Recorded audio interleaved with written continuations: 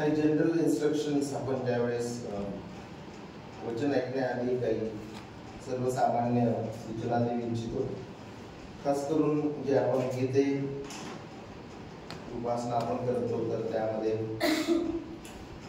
जी गीता आपण रविवारी म्हणतो त्याची आपल्याला प्रॅक्टिस करणं अत्यंत गरजेचं आहे.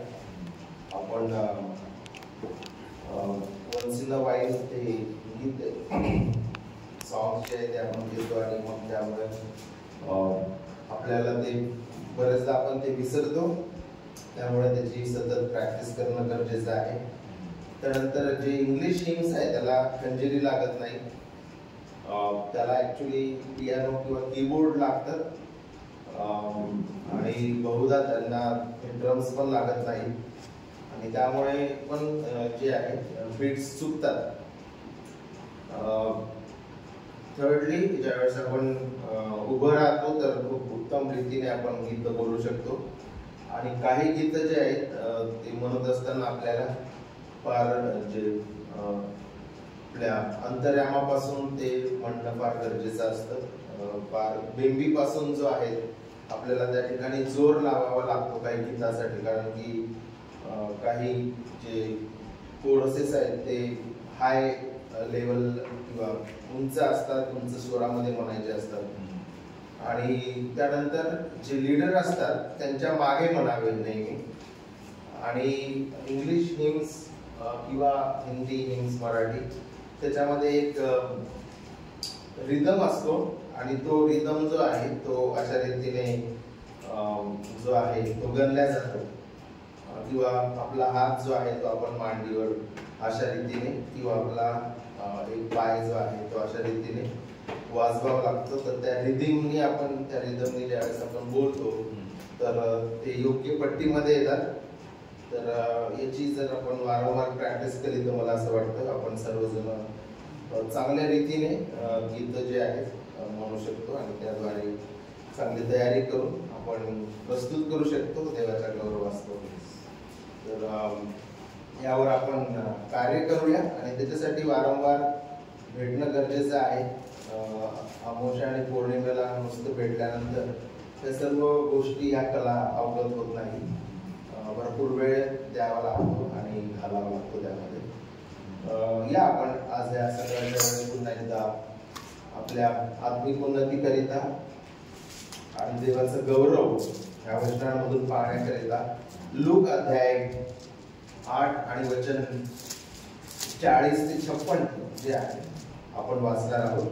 लूक अध्याय 8 आणि वचन 40 ते 40 पासून ते 56 पर्यंत मराठीमध्ये आपण वाचूया. आणि आपल्यामध्ये ब्रदर हर्षल आहेत. मी त्यांना विनंती करतो की ते आपल्या सर्वांसाठी हे वचन वाचतील मराठीमधून.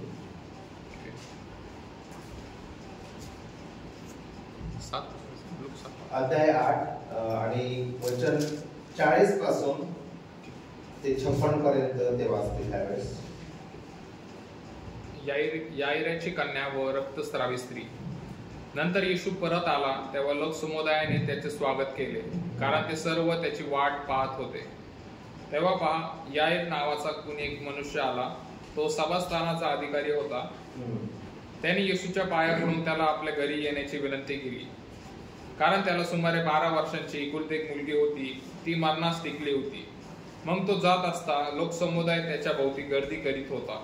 तेव्हा 12 वर्ष रक्तस्राव होत असलेली व कोणालाही बरी करता न आलेली अशी कुणी एक स्त्री त्याच्या पाठीमागे येऊन त्याच्या वस्त्राच्या गोंड्याला शिवली आणि लगेच तिचा रक्तस्राव थांबला. पण येशू म्हणाला, मला कोणी स्पर्श केला?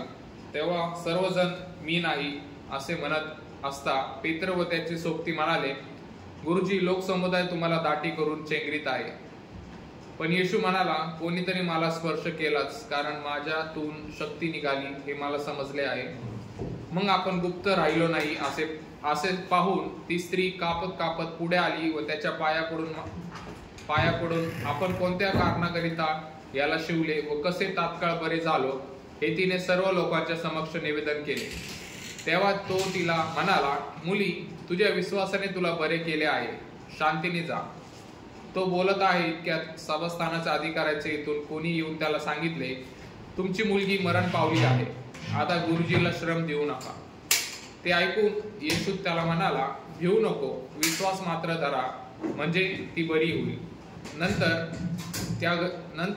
त्या घरी आल्यावर त्याने पेत्र, योहान, याकोब व मुलीचे आईबाप यांच्याशिवाय आपणाबरोबर कुणालाही आत येऊ दिले नाही.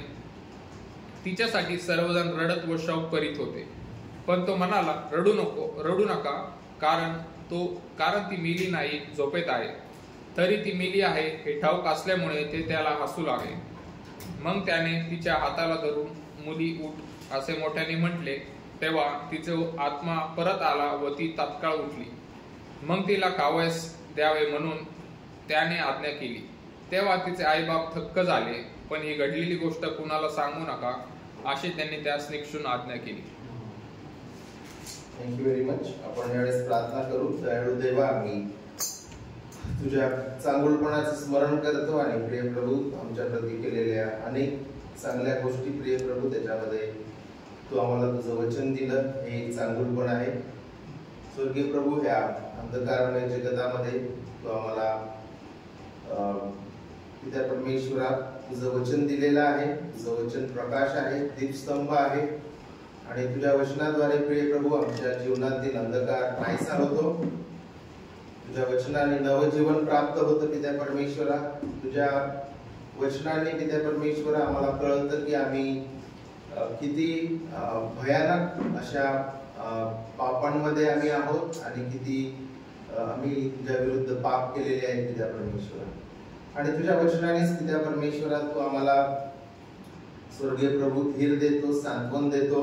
तुझ्या वचनाने तू आम्हाला आमचा अद्वितीय मुक्तिदाता दाखवितो, ज्याने आमच्याकरिता वधस्तंभावर प्राण दिला, ज्याने पवित्र जीवन आमच्याकरिता जगलं, जो आमच्यासाठी शाप झाला, तुझा क्रोध ज्याने सहन केला, दंड आणि आमचा नरक स्वतःवर घेतला वधस्तंभावर, जो पुरल्या गेला आणि तू त्याला तिसऱ्या दिवशी मरणामधून जिवंत केलं. प्रिय प्रभू, स्वर्गीय प्रभू, ख्रिस्ताच्या पूर्ण कार्यामुळे आम्ही वाचल्या गेलो पिता परमेश्वरा. आम्ही भस्म झालो नाही पिता परमेश्वरा, कारण की तुझ्यामध्ये आणि आम्हामध्ये ख्रिस्त एकमात्र मध्यस्थ आहे. स्वर्गीय प्रिय प्रभू, आम्ही ह्या वचनांमधून आज पुन्हा एकदा शिकत असताना प्रिय प्रभू तू आम्हाला दाखव की आम्हाला ख्रिस्ताची गरज आहे आणि जे आम्ही या ठिकाणी असे असू जे ख्रिस्ताच्या बाहेर आहेत,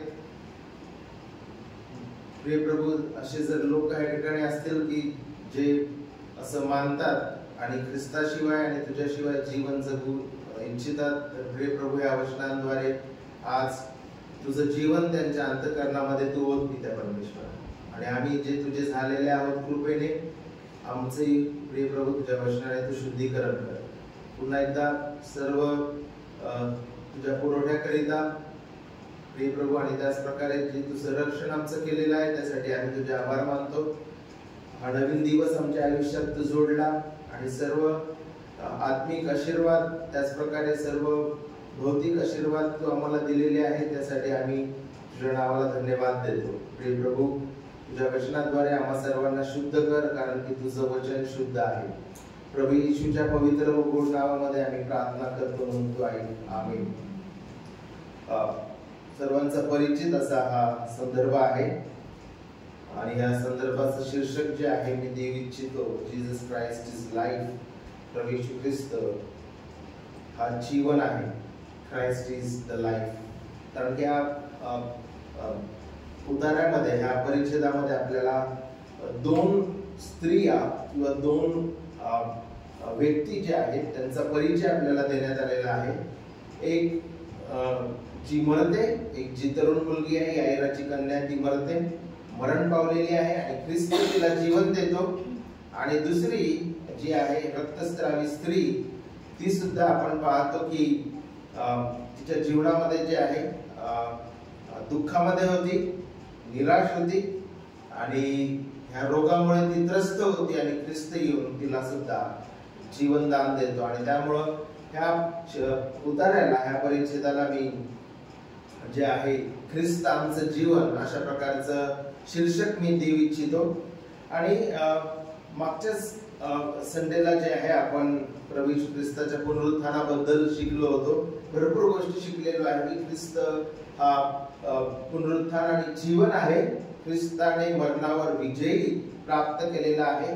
आणि आज पुन्हा एकदा देवाच्या योजनेद्वारे आपण तेच सत्य एका वेगळ्या कहाणीद्वारे आपण शिकत आहे की ख्रिस्तच पुनरुत्थान आणि जीवन आहे.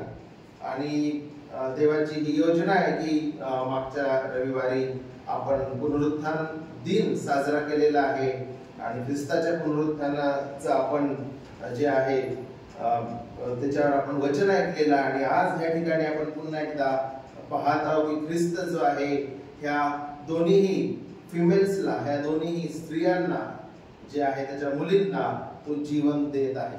या आपण ह्या वचनामधून अद्भुत आणि महान सत्य जे आहे आपण शिकणार आहोत. आपण अध्याय 8 मधून जे आहे प्रवास करत असताना बऱ्याच गोष्टी आपण शिकलेलो आहे. फार मोठा अध्याय आहे. सर्वात पहिले आपण ह्या अध्यायामध्ये शिकलो होतो की प्रभू येशू ख्रिस्त जो आहे तो त्याला त्याच्या सेवा कार्याला हातभार लावणाऱ्या आणि मदत करणाऱ्या ज्या स्त्रिया आहेत त्यांच्याबद्दल आपण पाहिलेलं आहे. त्यानंतर आपण प्रभू येशू ख्रिस्ताने जो दृष्टांत किंवा जो दाखला, पेरणाऱ्याचा दाखला सांगितलेला आहे त्याबद्दल आपण शिकलोय. आणि त्यानंतर प्रभू येशू ख्रिस्ताने द लॅम्प अंडर द जार, दिव्यावरून दिलेला जो धडा आहे तो आपण शिकलो. त्यानंतर प्रभू येशू ख्रिस्ताची आई आणि बंधू त्याला पकडण्यासाठी आलेले होते, त्याला भेटण्याकरिता आलेले होते. आणि प्रभू येशू ख्रिस्ताने सांगितलेलं आहे की जे माझ्या देवाचे वचन ऐकणारे व पाळणारे आहेत तेच माझी आई आहे. आणि मग आपण हे सुद्धा शिकलो की प्रभू येशू ख्रिस्ताने वादळ शांत केलेला आहे.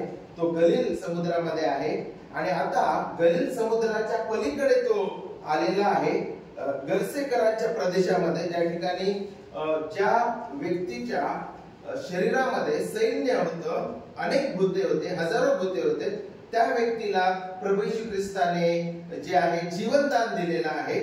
त्याच्यामधून ते जे आहे भूते जे आहे ते घालविले आणि सैतानाच्या दास्यामधून त्याला मोकळं करून आता तो भूत लागलेला जो व्यक्ती आहे आता तो ख्रिस्तासाठी मिशनरी झाला होता. हे सुद्धा आपण शिकलेलो आहे. आणि ह्या ठिकाणी आपण या शेवटच्या भागामध्ये आता पाहतो की प्रभू येशू ख्रिस्त त्या गर्सेकरांच्या प्रदेशामधून तो परतलेला आहे आणि त्या गलील समुद्राच्या पलीकडे तो आलेला आहे. आणि काही लोक जे आहे ते म्हणतात की तो कफरनहूम ह्या ठिकाणी आलेला आहे.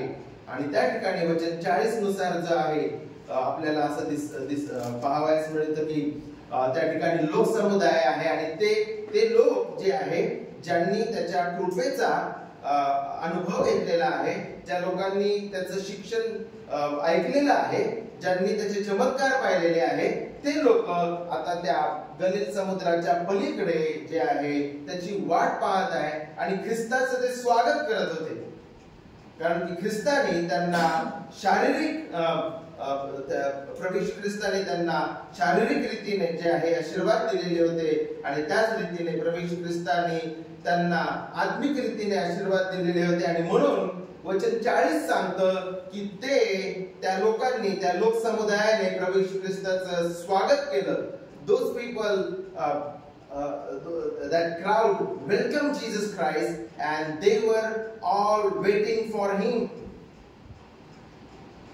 ते लोक ख्रिस्ताची वाट पाहत होते आणि त्यांनी प्रभू येशू ख्रिस्ताचं स्वागत केलं, ज्यांना प्रभू येशू ख्रिस्ताचे लाभ प्राप्त झालेले आहेत.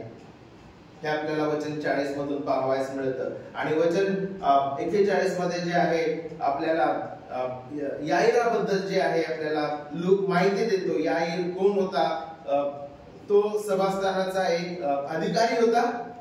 याचा अर्थ आपल्याला शिकायला मिळतं की त्याचं जे स्थान आहे त्या सभास्थानामध्ये ते उंच स्थान आहे, त्याच्याजवळ अधिकार आहे, समाजामध्ये त्याला प्रतिष्ठा आहे.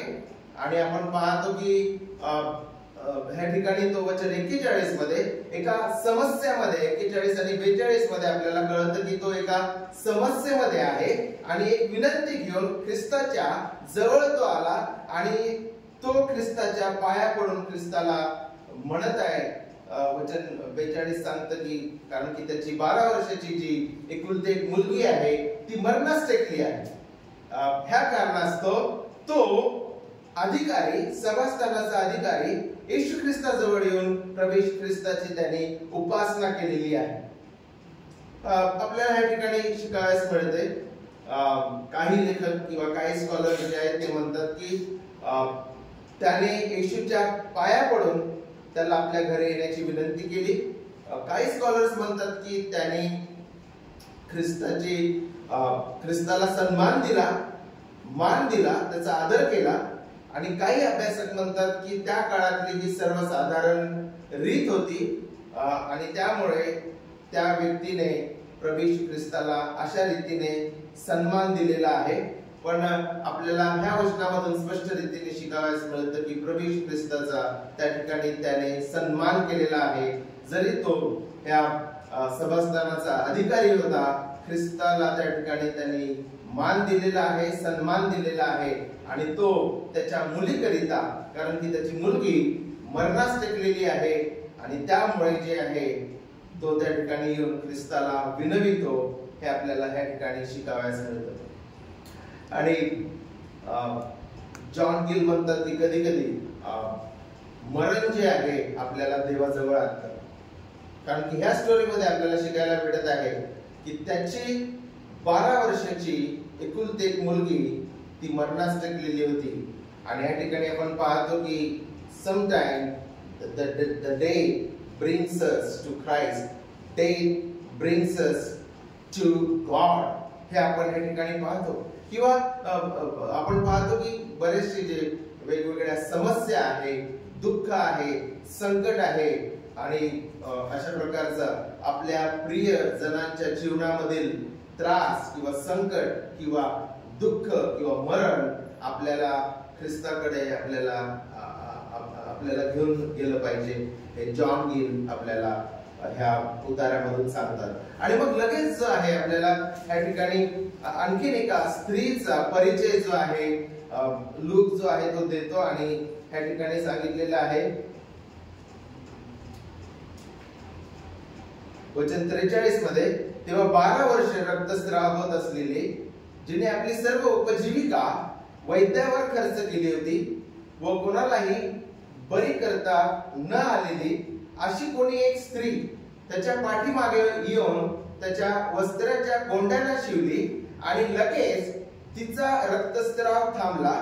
पण येशू म्हणाला, मला कोणी स्पर्श केला? तेव्हा सर्वजण मी नाही असे म्हणत असता पेत्र व त्याचे सोबती म्हणाले, गुरुजी, लोकसमुदाय तुम्हाला दाढी करून चेंगरत आहे आणि तुम्ही म्हणता कोणी मला स्पर्श केला. या ठिकाणी आपण त्या स्त्रीबद्दल शिकत आहोत आणि त्या स्त्रीची स्थिती काय आहे ते आपण ह्या काही वचनांमधून आपण पाहूया. सर्वात पहिले आपल्याला we learn about the time. पुष्कळ वेळ निघून गेलेला आहे. जवळपास 12 वर्ष ती स्त्री जी आहे अशा स्थितीमध्ये आहे.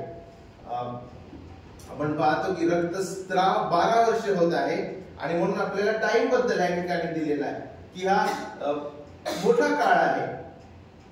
त्याच्यानंतर आपण ह्या ठिकाणी पाहतो दुसरी बाब आपण ह्या ठिकाणी शिकतो की रक्तस्राव 12 वर्ष होत असता काही जे लेखक आहेत ते म्हणतात की ती दुबळी आणि अशक्त झाली असावी आणि मरणास टेकली असावी. म्हणजे टाइम बद्दल आपण या ठिकाणी शिकत आहे, अबाउट द टाइम, काळाबद्दल शिकत आहे. 12 वर्ष रक्तस्राव होत असलेली स्त्री. दुसरी बाब आपल्याला या ठिकाणाहून शिकावयास मिळतं की शारीरिक रीतीने ती दुर्बळ झाली असावी, अशक्त झाली असावी, हे सुद्धा आपल्याला इथून शिकावयास मिळतं. थर्डली, तिसरी बाब ह्या स्त्रीबद्दल आपल्याला शिकावयास मिळते की तिने आपली सर्व उपजीविका म्हणजे जे काही कार्य जीवन जगण्याकरिता ती करत असत किंवा त्यामधून जी काही मिळकत तिला प्राप्त होत असत ती सर्व तिने आपल्या ह्या रोगावर जे आहे हे पैसे जे आहे सर्व घातलेले आहे आणि वैद्यांना ती पैसे देत असत आणि उपचाराकरिता ती पैसे खर्च करत असत. म्हणजे सर्व काही तिची जी काही उपजीविका आहे ती ह्या रोगाकरिता ती वापरत आहे. ही तिसरी बाब आपण ह्या ठिकाणाहून शिकत आहे. चौथी बाब आपल्याला त्या स्त्रीबद्दल लूक सांगतो की कोणीही तिला बरं केलं नाही. ही चौथी दुःखाची बाब आपल्याला ह्या स्त्रीबद्दल शिकावयास मिळते. आणि मग वचन 44 मध्ये आपण पाहतो की प्रभू येशू ख्रिस्ताच्या पाठीमागे ती आलेली आहे. ज्यावेळेस आपण याईराबद्दल शिकतो, तो मनुष्य येऊन त्या ठिकाणी कोणी मनुष्य आला, तो सभास्थानाचा अधिकारी होता. त्याने येशूच्या पाया पडून, म्हणजे तो प्रभू येशू ख्रिस्ताच्या फेस टू फेस आला, समोर आला.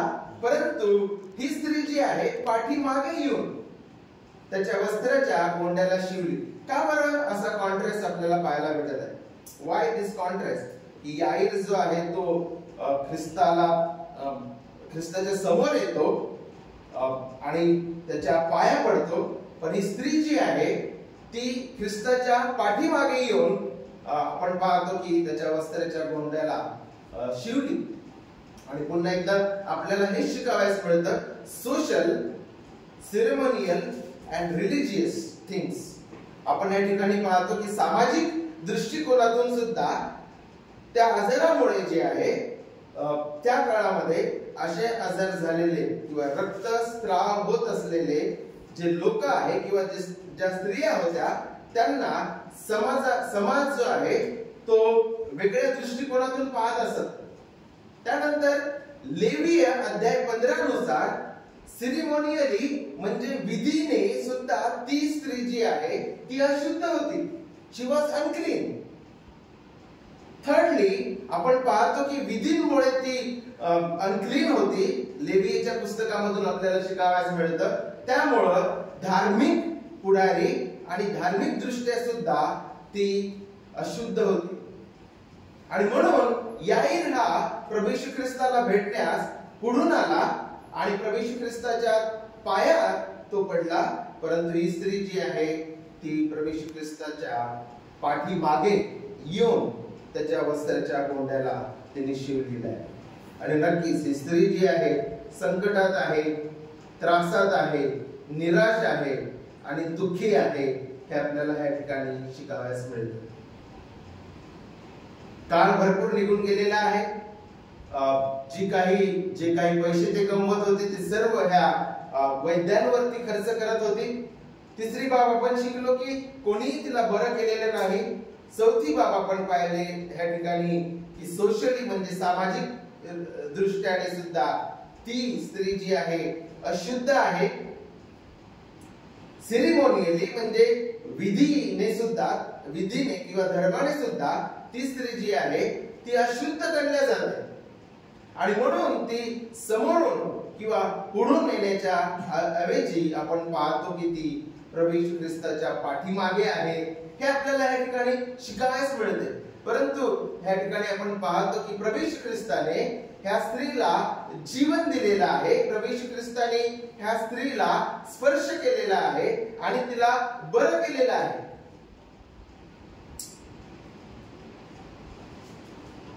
वचन 44 आणि 45 स्पष्ट रीतीने आपल्याला या ठिकाणी शिकवितं की तिचा रक्तस्राव थांबला. आणि या ठिकाणी आपण पाहतो की तिची स्थिती बदललेली आहे, तिचं जीवन बदललेलं आहे. आणि केवळ तिला भौतिक स्पर्श केलेला नाही, तर आपण पाहतो की महान देवाने, सर्वसमर्थ प्रभूने आणि मुक्तिदात्याने जे आहे तिला रिडीम म्हणजे मुक्ती सुद्धा दिलेली आहे.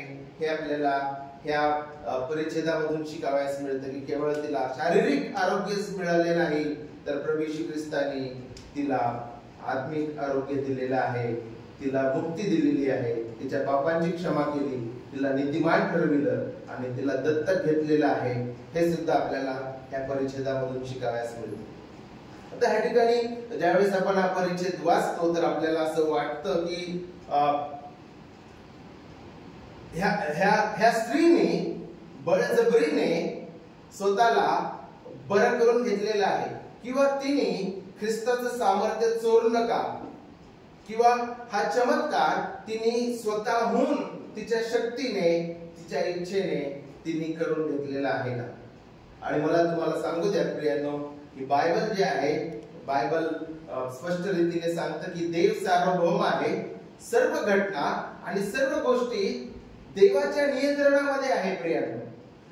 आणि देवाचे सेवक जे आहेत ते म्हणतात की गवताचा एक पात सुद्धा परमेश्वराच्या इच्छेशिवाय उगत नाही. आणि बायबल स्पष्ट रीतीने आपल्याला दाखवितं की आकाशातील अत्यंत लहान पक्षी जो आहे, चिमणी, ती सुद्धा आकाशातून खाली पडत नाही म्हणून स्पष्ट रीतीने सांगितलेलं आहे. आणि देवाच्या इच्छेशिवाय आपल्या डोक्यावरचा एक केस सुद्धा जो आहे तो खाली पडत नाही, बायबल स्पष्ट रीतीने आपल्याला सांगतं. आणि मग असं असताना देव इतका वैभवशाली, तेजस्वी, सार्वभौम जो निर्माण करता आहे आणि सर्व गोष्टींचं नियंत्रण त्याच्या हातात आहे, काय ह्या स्त्रीबद्दल ख्रिस्ताला ठाऊक नव्हतं का? काय तिने हा चमत्कार स्वतःहून करून घेतलेला आहे का? काय तिच्या चांगुलपणामुळे, तिच्या विश्वासामुळे हा चमत्कार झालेला आहे का? काय तिच्या इच्छेमुळे हा चमत्कार झालेला आहे का? आणि त्याचं उत्तर आहे नाही. बायबल आपल्याला स्पष्ट रीतीने सांगतं की देवाच्या इच्छेशिवाय काहीही घडत नाही. जे काही होतं ते सर्व परमेश्वराच्या योजनेने आणि त्याने नियुक्त केलेल्या वेळेतच सर्व काही घडतं. आणि म्हणून ह्या स्त्रीबद्दल किंवा या स्त्रीला आरोग्य प्राप्त झालं, जीवन प्राप्त झालं, तारण प्राप्त झालं, हे शिकत असताना आपल्याला मोठं चित्र पाहणं फार गरजेचं आहे की देव हा संप्रभू म्हणजे तो सार्वभौम आहे आणि सर्व गोष्टी त्यांनी नियुक्त केलेल्या आहेत. सर्व गोष्टी त्याच्या नियंत्रणामध्ये आणि सर्व गोष्टी त्यांनी नियुक्त केलेल्या आहेत आणि त्यांनी नियुक्त केलेल्या वेळेतच सर्व गोष्टी घडतात. हे आपल्याला ह्या वचनांमधून शिकावयास मिळतं. आणि या ठिकाणी प्रभू येशू ख्रिस्त जे आहे, वचन 45 मध्ये आपण पाहतो की येशू ख्रिस्त म्हणाला, मला कोणी स्पर्श केलं. बायबल सांगते की तो सर्व ज्ञानी आहे, सर्व व्यापी आहे, तो सर्व समर्थ आहे. आणि असं असताना प्रभू येशू ख्रिस्त असा प्रश्न का बरं विचारत आहे की मला कोणी स्पर्श केलं? काय त्याच्या दैवी किंवा त्याच्या देवत्वामुळं किंवा तो सर्व समर्थ आणि सर्व ज्ञानी देव आहे, त्या गुणविशेषांद्वारे त्याला कळालं नसेल का की त्याला कोणी स्पर्श केलं? नक्कीच प्रभू येशू ख्रिस्ताला ठाऊक होतं की त्याला कोणी स्पर्श केलेला आहे, कोण त्याच्या मागे आहे. कारण की त्या ठिकाणी तिला उपस्थित ठेवणं आणि त्या ठिकाणी त्या दिवशी तिला जीवनदान देणे किंवा तिला स्पर्श करणं हे देवाच्या योजनेनेच घडलेलं आहे. त्याच्या मनाच्या संकल्पाद्वारेच हे सर्व घडलेलं आहे. आणि मग ख्रिस्त का बरं या ठिकाणी अशा प्रकारचा प्रश्न विचारत आहे की मला कोणी स्पर्श केला? आणि या ठिकाणी प्रभूची इच्छा असते की आपण पाहतो की त्या ठिकाणी क्राऊड म्हणजे त्या ठिकाणी भरपूर गर्दी आहे आणि प्रभूला या ठिकाणी दाखवायचं आहे की एक खरा विश्वास काय आहे, what is the true faith. प्रभू येशू ख्रिस्ताला दाखवायचं आहे की एक तारलेली व्यक्ती जी आहे ती कशा रीतीने कार्य करतं किंवा एक तारलेल्या व्यक्तीला येशू ख्रिस्ताला पेश करायचं होतं ह्या लोकसमुदायासमोर. आणि त्या अनुषंगाने आणि त्या कारणामुळे प्रभू येशू ख्रिस्त या ठिकाणी विचारत आहे की मला कोणी स्पर्श केला? आणि तेव्हा सर्वजण मी नाही असे म्हणत असता पेत्र व त्याची सोबती म्हणाले, गुरुजी, लोकसमुदाय तुम्हाला दाटी करून चेंगरत आहे. आणि जणू काही पेत्र जो आहे म्हणत आहे की इतकी सारी गर्दी आहे, आम्ही कसं ओळखावं की तुला कोणी स्पर्श केलेला आहे? अशा प्रकारचं उत्तर पेत्राने या ठिकाणी दिलेलं आहे. आणि प्रभू येशू ख्रिस्ताने हा प्रश्न याच्यासाठी विचारलेला आहे की तारलेली व्यक्ती, स्पर्श झालेली व्यक्ती जी आहे तिला या लोकसमुदायासमोर येशू ख्रिस्ताला पेश करायचा आहे. आणि पुन्हा एकदा देवाचे जे स्कॉलर्स आहेत, देवाचे जे सेवक आहेत, अभ्यासक आहेत, मॅथ्यू हेनरी ते म्हणतात की जे जगाच्या किंवा लोकसमुदायामध्ये जे लोक नम्रपणे ख्रिस्ताचे सेवक असूनही जे स्वतःला लपवितात त्यांना ख्रिस्त पुढे आणतो. आणि ह्या जगामध्ये असे अनेक लोक आहेत की ख्रिस्ताचे खरे सेवक आहेत, ख्रिस्ताचे खरे भक्त आहेत, पण ते लोक समुदायामध्ये आहेत आणि ते स्वतःला पुढे ठेवत नाहीत, पण ख्रिस्त त्यांना पुढे आणतो. मॅथ्यू हेनरी अशा रीतीने सांगतात. आणि ह्या ठिकाणी आपण पाहतो की लोक समुदाय इतका मोठा आहे, कारण की वचन 42 जर आपण वाचलं तर तिथं आपल्याला कळतं, मग तो जात असता लोक समुदाय त्याच्या भोवती गर्दी करत होता. आणि ह्या लोक समुदायामध्ये आपण पाहतो की परमेश्वराची कन्या, परमेश्वराची मुलगी जी आहे ती त्या लोक समुदायामध्ये आहे. तिच्या जीवनामध्ये प्रभू येशू ख्रिस्ताच्या कृपेचं अद्भुत कार्य झालेलं आहे. प्रभू येशू ख्रिस्ताने तिला जीवन दिलेलं आहे. केवळ शारीरिक जीवनच दिलेलं नाही, तर तिला प्रभू येशू ख्रिस्ताने जे आहे तारलेलं आहे हे आपण पाहतो. आणि ख्रिस्त त्याच्या जे नम्र लोक आहेत, जे लोक समुदायामध्ये आहेत, जे बॅक स्टेजला आहे, जे बियॉन्ड द कर्टन आहेत, जे काम करत आहे, आपण पाहतो की ख्रिस्त त्याच्या वेळेनुसार अशा नम्र जणांना पुढे आणतो, असे मॅथ्यू हेनरी म्हणतात. नक्कीच ह्या स्त्रीच्या जीवनामध्ये भीती होती, ह्या स्त्रीच्या जीवनामध्ये भय आहे, ती कापत आहे. हे वचन 47 मधून आपल्याला शिकावयास मिळतं. तिची ज्या स्थितीमधून ती आलेली आहे आणि आपण पाहतो की ज्या अनुभवामधून ती गेलेली आहे मागील 12 वर्ष, त्यामुळं ती जी आहे समोर ती येऊ इच्छित नव्हती. परंतु आता आपण पाहतो की देवाचं कार्य तिच्या जीवनामध्ये झालेलं आहे. आणि पुढे आपण वचन 46 मधून शिकतो की पण येशू म्हणाला, कोणीतरी मला स्पर्श केलाच, कारण माझ्यातून शक्ती निघाली हे मला समजले आहे. आणि नक्कीच वचन 46 अगदी स्पष्ट करतं की ख्रिस्त जो आहे हा सर्वव्यापी आहे, सर्वज्ञानी आहे. जरी ही स्त्री मागे होती तरी ख्रिस्ताला ठाऊक होतं की त्याला स्पर्श केलेला आहे आणि सर्व काही जे घडत आहे ते देवाच्या इच्छेने घडत आहे, त्याच्या मनाच्या संकल्पाने घडत आहे.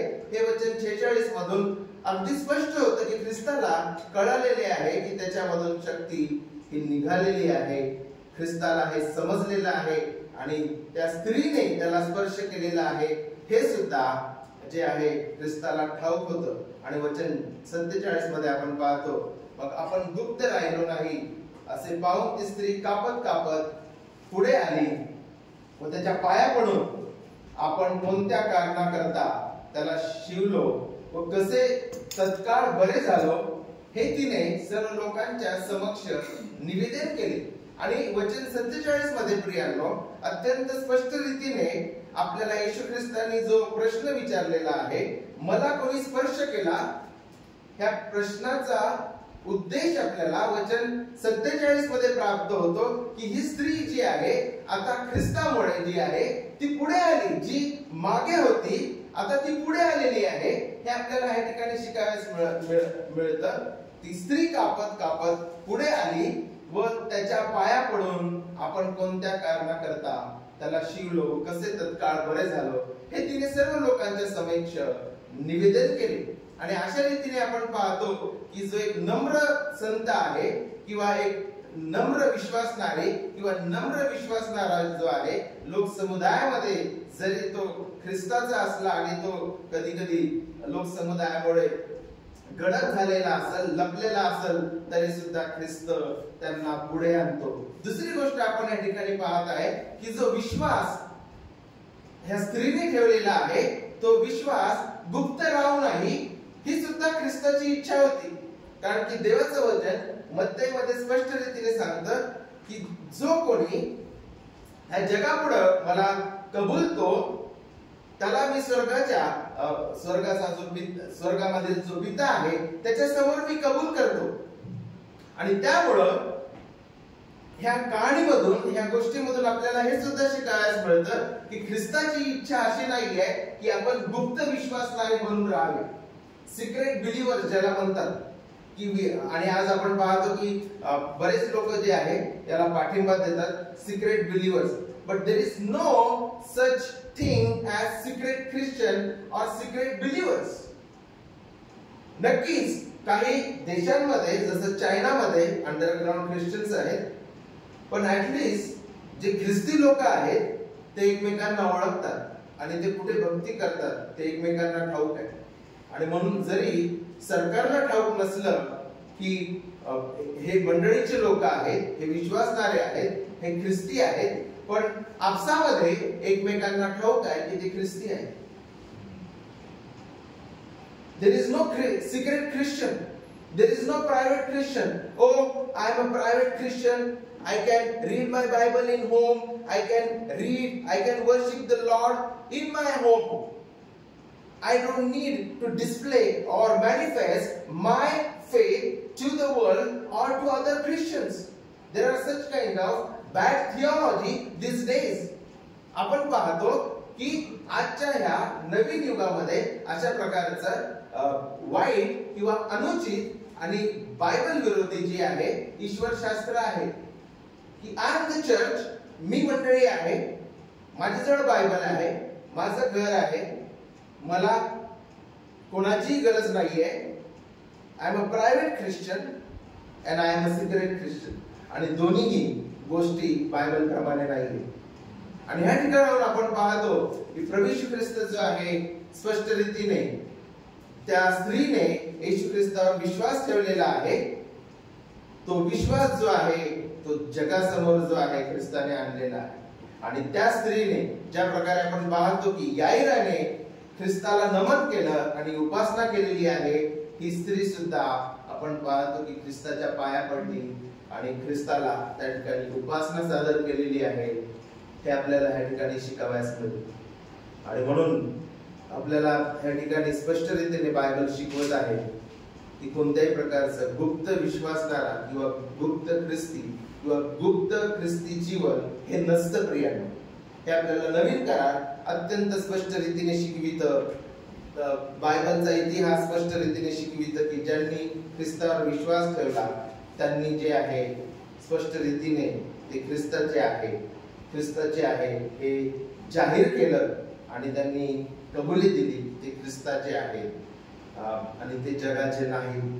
त्यांना ख्रिस्तांनी तारण दिलेलं आहे अशी कबुली आणि अशी साक्ष आपण पाहतो की बायबलमध्ये लोकांनी दिलेली आहे. आणि मंडळीच्या इतिहासामध्ये सुद्धा आपल्याला हे स्पष्ट रीतीने पाहावयास मिळतं. आणि त्या ठिकाणी आपण पाहतो वचन 48 मध्ये ह्या ठिकाणी आपण पाहतो की तेव्हा तो तिला म्हणाला, मुली. एकीकडे आपण पाहतो की याईराची कन्या, याईराची मुलगी, पण आपल्याला ह्या ठिकाणी दोन मुली आता पाहायला भेटत आहेत. 2 daughters. ह्या ठिकाणी आपण पाहतो की एकीकडे याईराची कन्या आणि ह्या ठिकाणी आपण पाहतो आता ख्रिस्ताची कन्या. Because of the work of redemption and because of the work of grace, now this woman became the daughter of Lord Jesus Christ. He adopted her into his family. आणि आता आपण पाहतो की ह्या कहाणीमध्ये आपल्याला फक्त याईराच्या मुलीबद्दल, याईराच्या कन्येबद्दल शिकावयास मिळत नाही, तर कृपेचं आणि मुक्तीचं कार्य झाल्यामुळे आता ख्रिस्त जो आहे तो तिचा पिता झालेला आहे. आणि या ठिकाणी आपण पाहतो की प्रभू येशू ख्रिस्ताने त्याच्या कृपेने आणि त्याच्या मुक्तीच्या कार्यामुळे आता तिला दत्तक घेतलेलं आहे. आणि जे कोणी ख्रिस्तावर विश्वास ठेवतात कृपेच्या कार्यामुळे आणि मुक्तीमुळे ते देवाच्या मोठ्या कुटुंबाचे सदस्य बनतात. आणि ह्या ठिकाणी आपण पाहतो की जी स्त्री सामाजिक रीतीने विधीनुसार आणि धार्मिक कार्यामुळे जी बहिष्कृत होती किंवा जिला वाळीत कदाचित टाकण्यात आला असावं, कारण की नियमशास्त्रानुसार ती अशुद्ध होती, पण आता आपण पाहतो की देवाच्या कार्यामुळे जी आहे आता ती राज्याची सदस्य झालेली आहे, देवाच्या कुटुंबाची ती सदस्य झालेली आहे. आणि प्रभू येशू ख्रिस्त आता तिला मुली म्हणत आहे. हे या ठिकाणी आपल्याला कृपेचं कार्य, मुक्तीचं कार्य पाहायला भेटत आहे. दुसरी गोष्ट आपण या ठिकाणी पाहतो की प्रभू येशू ख्रिस्त म्हणतो, धीर धर, तुझ्या विश्वासाने तुला बरे केले आहे. आणि बरेच वेळेस जे आहे आपण पाहतो की ह्या वचनामधून जी आहे बॅड थिओलॉजी म्हणजे वाईट किंवा चुकीचं शिक्षण जे आहे ते मंडळीमध्ये आणण्याचा प्रयत्न करतात की यो फेथ, तुझा विश्वास. आणि मग जे सर्व रिफॉर्म स्कॉलर्स आहेत ते म्हणतात की not the magic of the power of the faith, विश्वासामध्ये कोणत्याही प्रकारचं सामर्थ्य नाही. विश्वास हे साधन आहे, पण ख्रिस्त आणि देव हा केंद्र आहे. Faith is the instrument, but the center of the faith is Lord Jesus Christ. आणि हे जे धर्मसुधारक आहे किंवा रिफॉर्म टीचिंग जी आहे ते सांगतं की विश्वास हे साधन आहे आणि विश्वासाचं केंद्र देव आहे. The power is in God, not in your faith. आणि याच्यामधून आपण पाहतो की वाईट शिक्षण आणि बॅड थिओलॉजी जी आहे मंडळांमध्ये शिरत आहे की तुमच्या विश्वासामध्ये काय आहे, सामर्थ्य आहे आणि म्हणून विश्वासाने तुम्ही जे काही पण उच्चारता, तुमच्या मुखामधून जे काही तुम्ही काढता त्या शब्दांमध्ये जे आहे सामर्थ्य आहे, तुमच्या विश्वासामध्ये सामर्थ्य आहे आणि म्हणून तुम्ही जे काही उच्चाराल ते तुमच्या जीवनामध्ये होईल. आणि मग मी अशा लोकांना म्हणतो की विश्वासाने तू फाटलेल्या दुधाचा चहा पण करू नाही शकत. You cannot even by faith, the power of your faith, you cannot even make a T out of a spoiled milk. आणि तुझ्या विश्वासाच्या सामर्थ्याने तुझे पांढरे केस पण तू काळे करू नाही शकत आणि तुझे पडलेले आणि किडलेले दाते तू सुधारू नाही शकत. This is wrong teaching and bad theology. आणि बायबल स्पष्ट रीतीने सांगतं की ख्रिस्त जो आहे तो त्याच्या निवडलेल्यांच्या जीवनामध्ये विश्वासाचं जे बी आहे तो पेरतो.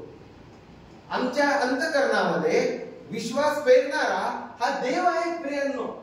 हे बायबल आपल्याला सांगतं. Faith is the gift of God. विश्वास देवाने दिलेली देणगी आहे आणि विश्वासाचं केंद्र देव आहे, विश्वासाचं केंद्र ख्रिस्त आहे आणि ख्रिस्तामध्ये सामर्थ्य आहे. आणि त्यामुळं आपण पाहतो की त्याच्या योजनेने, त्याच्या इच्छेने त्या स्त्रीला, रक्तस्रावी स्त्रीला ख्रिस्ताने बरे केलेले आहे, मुक्ती दिलेली आहे, जीवनदान दिलेलं आहे. आणि या ठिकाणी प्रभू येशू ख्रिस्त म्हणत आहे की तुझ्या विश्वासाने तुला बरे केलेले आहे. याचाच अर्थ की तुझ्या कर्माने केलेले नाहीये. It is not by your good works, it is not by your rituals, your parents goodness or your parents background or your parents good work or your good work or because of the observance of the rituals now you have got healed, but by faith and faith in Lord Jesus, faith in Almighty God. हे इथे आपल्याला अजून आणखीन एक सत्य या ठिकाणी शिकावयास मिळतं. तुझ्या विश्वासाने तुला बरे केलेले आहे, तुझ्या कर्मांनी नव्हे. तू विधींचं पालन केलं त्यामुळे तू बरी झालेली नाही, तुझ्या आई वडिलांच्या पुण्याईमुळे तू बरी झालेली नाही किंवा त्यांच्या चांगुलपणामुळे तू बरी झालेली नाही, पण तुझ्या विश्वासाने. आणि तो विश्वास पेरणारा ख्रिस्त आहे, अंतःकरणामध्ये पेरणारा ख्रिस्त आहे. या ठिकाणी तुझा विश्वास, कारण की तिने देवाने दिलेल्या त्या विश्वासाचा काय केलेला, उपयोग केलेला. She used the gift of God to trust Lord Jesus Christ. आणि मी हे उदाहरण नेहमी देतो की तुम्ही श्वास घेता आणि तुम्ही म्हणता की हा मी श्वास घेतला, पण आपल्याला ठाऊक आहे की श्वास पुरवणारा कोण आहे? देव श्वास पुरवणारा आहे आणि आपण श्वास घेतो. दोन्ही गोष्टी सत्य आहेत. देवाने तिच्या अंतःकरणामध्ये दैवी विश्वास पेरला आणि तिने विश्वास ठेवला. दोन्ही गोष्टी सत्य आहेत. Both R true. देव आपल्याला श्वास देतो आणि आपण श्वास घेतो. दोन्ही विधान सत्य आहे. देव आपल्याला विश्वास देतो आणि आपण विश्वास ठेवतो. दोन्ही गोष्टी सत्य आहेत. आणि म्हणून त्याच्यामध्ये तफावत नाहीये. आणि ते दोन विधाने जे आहेत ते एकमेकांच्या विरोधात नाहीये. तुझा विश्वास आणि देवाचा विश्वास ते एकमेकांच्या विरोधात नाहीये. देव विश्वास देतो आणि म्हणून तो आपला विश्वास होतो. हे आपल्याला समजणं अत्यंत गरजेचं आहे. आणि त्यानंतर आपण पाहतो की पुढे प्रभू येशू ख्रिस्त जो आहे तो तिला पाठवित आहे. तो तिला म्हणतो की तू शांतीने जा. त्या ठिकाणी तो तिला आशीर्वाद देत आहे. हे आपल्याला ह्या स्टोरी मधून शिकावयास मिळत आहे. आणि पुढे आपण पाहतो की back to the story of the daughter of the ruler of the synagogue. आपण या ठिकाणी वापस जे आहे परत ह्या कहाणीकडे येतो, ज्या ठिकाणी सभास्थानातील जो अधिकारी आहे त्याची कन्या जी आहे ती मरण पावलेली आहे. हे आपल्याला वचन 49 मधून शिकावयास मिळतं. तो बोलत आहे तितक्यात लोकसमुदायाच्या अधिकाऱ्याच्या येथून कोणी येऊन त्याला सांगितले की तुमची मुलगी मरण पावली आहे. आता गुरुजीला श्रम देऊ नका. ते ऐकून येशू म्हणाला, भिऊ नका, विश्वास मात्र धरा, म्हणजे ती बरी होईल. नंतर त्या घरी आल्यावर त्याने पेत्र, योहान, याकोब व मुलीचे आई बाप यांच्याशिवाय आपल्या बरोबर कोणाला आत येऊ दिले नाही. तिच्यासाठी सर्वजण रडत व शोक करत होते. पण तो म्हणाला, रडू नका, कारण ती मेली नाही, झोपेत आहे. या ठिकाणाहून आपल्याला या इस्रायलच्या संस्कृतीबद्दल शिकावयास मिळतं वचन 42 मधून की त्या ठिकाणी लोक जे आहे रडत होते आणि शोक करत होते. आणि इस्रायलच्या संस्कृतीनुसार किंवा संप्रदायाप्रमाणे ज्या घरामध्ये कोणी एक मरत असत त्या ठिकाणी प्रोफेशनल मॉर्नर्स म्हणजे व्यावसायिक शोक करणारे आणि रडणारे लोक भाड्याने आणत असत. हे कदाचित तुम्हाला ठाऊक नसेल किंवा तुम्हाला माहित असेल, पण according to the history of Israel, इस्रायलच्या इतिहासानुसार इस्रायल राष्ट्रामध्ये असे काही लोक होते जे व्यावसायिक होते. ज्या घरामध्ये दुःख होत असत, ज्या घरांमध्ये कोणी मरत असत त्या ठिकाणी ते प्रोफेशनल मॉर्नर्स जे आहे त्यांना भाड्याने आणून त्या ठिकाणी रडण्यास सांगत असत आणि शोक करण्यास सांगत असत.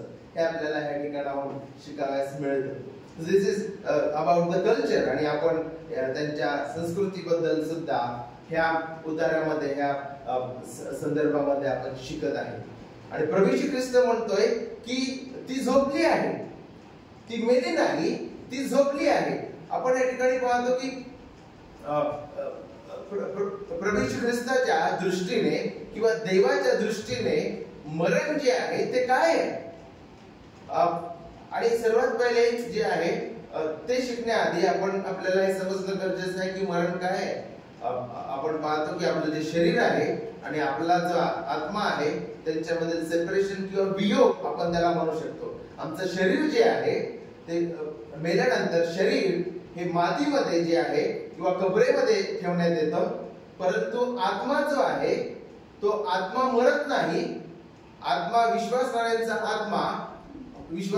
आत्मा जो आहे तो प्रभू सम्मुख जातो, परमेश्वराच्या सानिध्यामध्ये जातो. हे आपल्याला दुसरे कोरिन्थियस अध्याय 5 मधून आणि फिलिप्पियस अध्याय 1 मधून शिकावयास मिळतं स्पष्ट रीतीने की विश्वासणाऱ्यांचा आत्मा देवाच्या सानिध्यामध्ये जातो आणि जे अविश्वासणारे आहे त्यांचा आत्मा जो आहे तो यातनेच्या ठिकाणी जातो. हे बायबल आपल्याला स्पष्ट रीतीने शिकवितं. तर ह्या ठिकाणी आपण पाहतो की मरण म्हणजे काय, तर आमचं शरीर आणि आत्मा यांच्यामधील सेपरेशन किंवा वियोग आपण त्यांना म्हणू शकतो पण शरीर जे आहे ते निष्क्रिय होऊन जातं, ते मातीत किंवा कबरेमध्ये असतं, परंतु आत्मा मरत नाही. आणि त्या अर्थाने या ठिकाणी आपण पाहतो की प्रभू म्हणत आहे की ती मेली नाही तर झोपेत आहे. आणि जुन्या करारामध्ये सुद्धा आपण हा वाक्यप्रचार किंवा वाक्यांश जो आहे तो बऱ्याचदा जुन्या करारामध्ये आपण वाचतो की तो आपल्या पूर्वजाजवळ जाऊन निजला. मरणाला बायबल बऱ्याच जागी झोप किंवा निजणे अशा प्रकारची भाषा वापरते, कारण की जे कोणी ह्या जगाला सोडून जातात ते देवाच्या सानिध्यामध्ये जातात. They sleep here and wake up there. ते या ठिकाणी झोपतात, परंतु ते देवाच्या सानिध्यामध्ये ते उठतात. आणि त्यामुळं जे आहे अशा रीतीची भाषा बायबलमध्ये वापरण्यात आलेली आहे.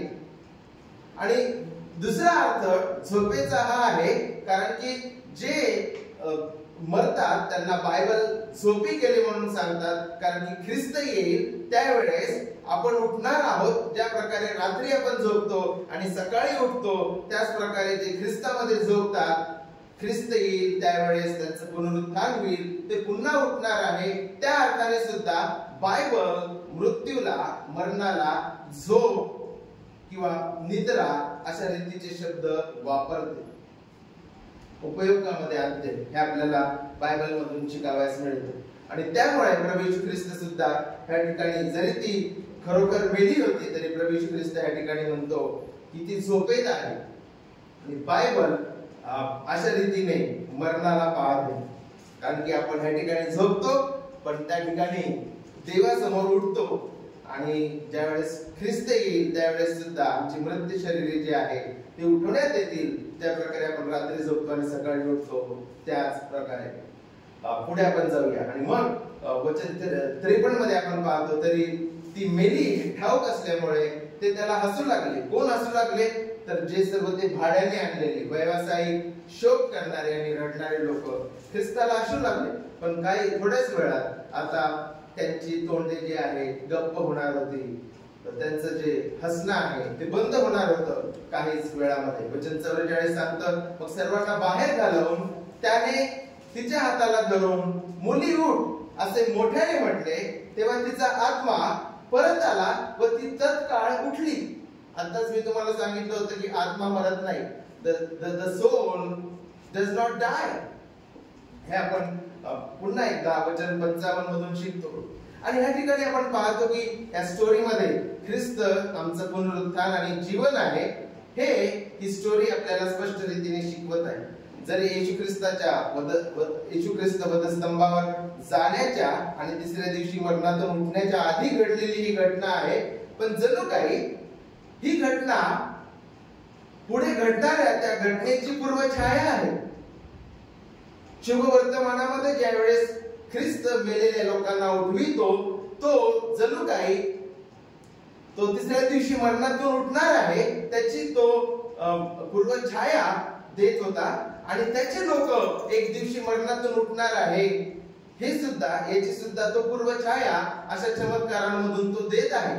आणि म्हणून या ठिकाणी जरी आपण या स्टोरीमध्ये एका पर्टिक्युलर मुलीचं, जे पर्टिक्युलर मुलगी, एक विशिष्ट मुलगी जी आहे ती मरणातून जिवंत झाली हे आपण पाहत आहे. पण हे सर्व विश्वासणाऱ्यांचं सुद्धा चित्र आहे प्रियांनो, की एक दिवशी जे आहे आपण सुद्धा ख्रिस्ताच्या वाणीने थडग्यामधून, कबरेमधून उठणार आहोत. हे बायबल आपल्याला स्पष्ट रीतीने सांगतं. आणि ज्या प्रकारे ख्रिस्ताने त्या मुलीला म्हटलं, त्याच प्रकारे ख्रिस्त त्या शेवटच्या दिवशी ख्रिस्ताचं आगमन होईल, त्या दिवशी तो आपल्याला म्हणेल की उठा. आणि आपला आत्मा जो आहे त्या आपल्या शरीरांमध्ये परत येईल. आणि आपले जे शरीर आहे आणि आपला आत्मा त्यांचं पुन्हा एकदा आपण पाहतो की ते संयुक्त होतील. हे बायबल आपल्याला स्पष्ट रीतीने शिकवित. आणि देव आपल्याला ज्या प्रकारे ख्रिस्ताला गौरवी आणि अविनाशी शरीर दिले आहे, देव आपल्याला अविनाशी आणि गौरवी शरीर देणार आहे. तर ह्या ठिकाणी ह्या स्टोरीमध्ये एका विशिष्ट मुलीबद्दल सांगितलेलं आहे की ती मरणामधून ख्रिस्ताने तिला मरणामधून परत आणलेला आहे, तिला उठविलेला आहे, तिचा आत्मा पुन्हा तिच्या शरीरामध्ये जे आहे आलेला आहे आणि ती जिवंत झालेली आहे आणि ख्रिस्ताच्या पुनरुत्थानाची ही पूर्वछाया आहे आणि ख्रिस्ताचं दुसरं आगमन होईल त्यावेळेस आम्ही जे उठणार आहोत आमच्या सुद्धा पुनरुत्थानाची ही पूर्वछाया आहे. केवळ ही आमच्या शारीरिक पुनरुत्थानाची पूर्वछाया नाही प्रियांनो, परंतु देवाने आपण ज्यावेळेस अपराध आणि पातकांमध्ये मृत होतो आणि आपण ह्या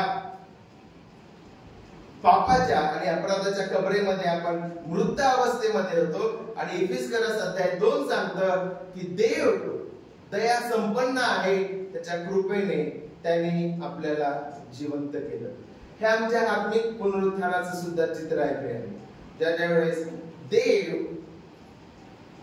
मेलेल्या लोकांना जिवंत करतो अशी स्टोरी बायबल मध्ये देतो, तर ती स्टोरी आमच्या रिडम्पशन बद्दलची स्टोरी सुद्धा आहे की आम्ही जे अपराध आणि पातकांमध्ये मृत होतो देवाने त्याच्या सामर्थ्याने, त्याच्या आत्म्याने आणि त्याच्या वाणीने, त्याच्या वचनाने आम्हाला जिवंत केलेलं आहे. हे आपल्याला या ठिकाणी शिकावयास मिळतं.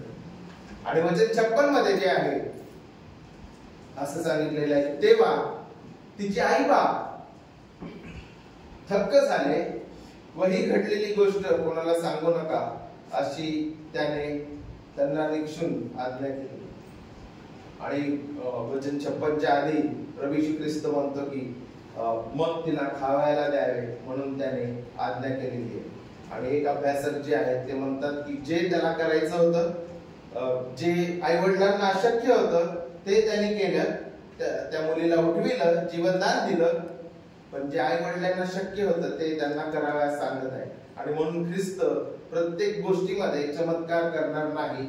एक स्कॉलर म्हणतात की ज्या मुलीला मरणातून उठविलं तिचं पोट सुद्धा त्यांनी चमत्काराने भरलं असतं, पण एक स्कॉलर सांगतात की जे आई वडिलांना अशक्य होतं ते त्यांनी केलं आणि जे आई वडिलांना शक्य आहे त्या ठिकाणी तो चमत्कार करत नाही.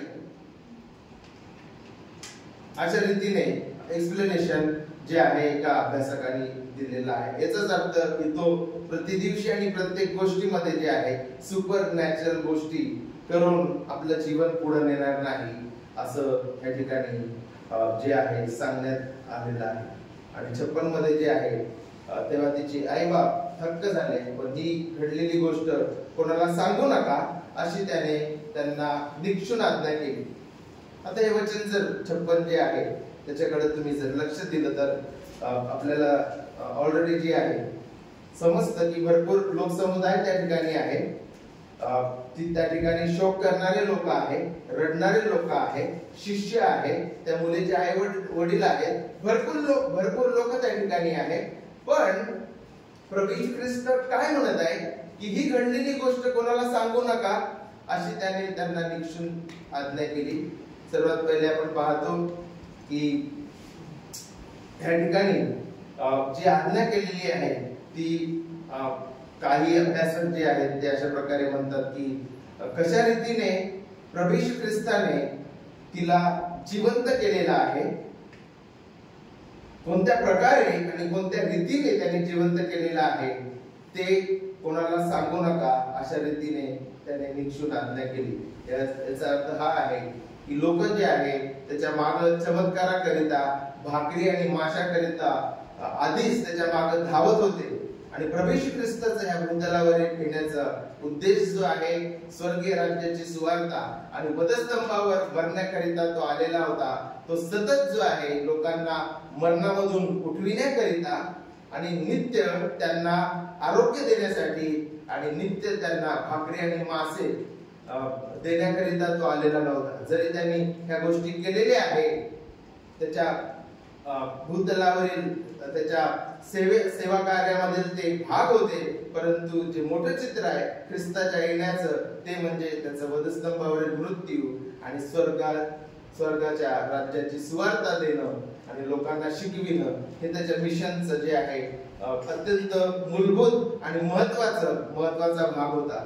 आणि त्या कारणाने त्याने लोकांना निक्षून सांगितलं की तुम्ही इतरांना ह्या गोष्टी सांगू नका, कारण की त्यामुळं ते लोक जे आहे केवळ भौतिक वादासाठी ख्रिस्ताच्या माग धावले असते आणि अनेक खोटे जे आहे शिष्य तयार झाले असते आणि त्यामुळे प्रभू येशू ख्रिस्त म्हणतो की ही गोष्ट तुम्ही इतरांना सांगू नका. आणि पुन्हा एकदा प्रभूला मी धन्यवाद देतो की ह्या सुंदरशा वचनांमधून पुन्हा एकदा प्रभू येशू ख्रिस्त हा पुनरुत्थान आणि जीवन आहे, ख्रिस्त जीवन आहे, ख्रिस्त जीवनदान देतो हे आपण पाहिलेलं आहे. आणि ह्या ठिकाणावर आपण हे सुद्धा पाहतो की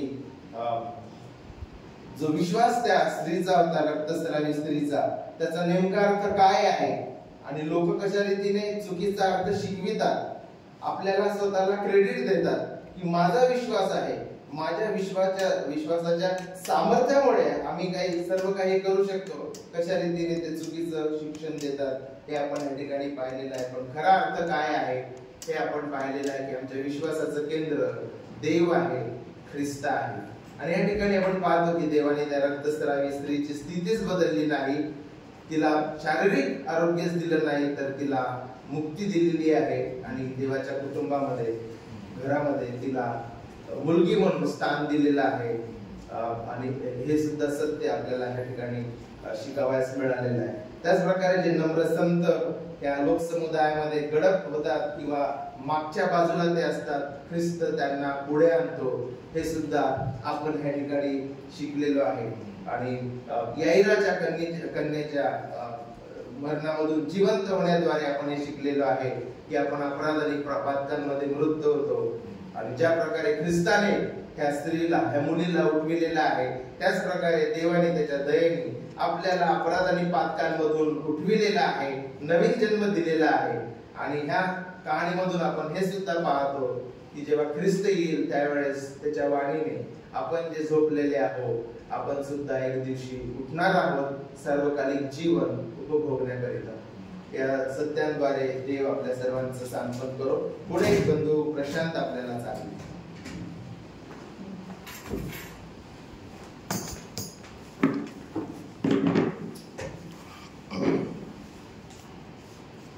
थँक्यू ब्रदर मंगेश. सुंदरशा बोलण्यासाठी परमेश्वराला मी धन्यवाद देतो. पुन्हा एकदा आठवण करून दिली की ख्रिस्त जो आमचा सर्वज्ञानी, सर्वसमर्थ परमेश्वर, त्याचं सर्व मुक्तीचं कार्य त्यांनी आम्हाला कशा रीतीने आत्मिक आपल्याला मरणातून उठवलं, आपल्याला आत्मिक सर्व आशीर्वाद दिले त्यासाठी, आणि जो आमचं पुनरुत्थान आणि जीवन आहे त्या सर्व गोष्टींची आठवण आपल्याला या वचनातून शिकायला मिळाली. जो विश्वास जे ख्रिस्ताच्या त्या देवाच्या द्वारे मिळालेली आम्हाला देणगी आहे आणि या सर्व गोष्टी, आणि म्हणून आपण याच्यावर मनन करूया, पुढे आपण जाऊया. आणि जसं की आताच जी पद्धत जे कल्चरचा भाग एक सांगितलं मंगेश यांनी, इस्रायलमध्ये, भारतामध्ये देखील, माझ्यामध्ये राजस्थानमध्ये ती पद्धत आहे जे भाड्यानी शोक करायसाठी, आणि त्याला बहुतेक रुदाली का असं काहीतरी म्हणतात, स्त्रिया शोक करायसाठी घेऊन जातात, रडायसाठी. आणि आपण पुढे जाणार आहोत, जाणार पण घेऊया आणि आपण गीत गाऊया, केवळ वचन.